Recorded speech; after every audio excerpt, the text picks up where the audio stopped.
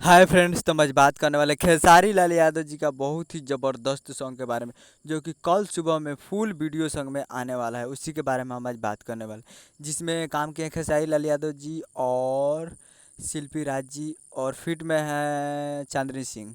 तो ये बहुत ही ज़बरदस्त वीडियो सॉन्ग कल सुबह में 5:45 में आ रहा है, जो कि आपको स्क्रीन के ऊपर दिखाई दे रहा है, सोफ़ा सेट पर हुई। जो कि वीडियो सॉन्ग डायरेक्ट आ रहा है आउट नाउ 23 जून को सुबह 5:45 पे, जिसे गाए हैं खेसारी लाल यादव जी और शिल्पी राज। और लिखे हैं इसे लिखे हैं गौतम राय कल्ला व नाग व ओपी, और म्यूजिक दिया है आर्या शर्मा जी।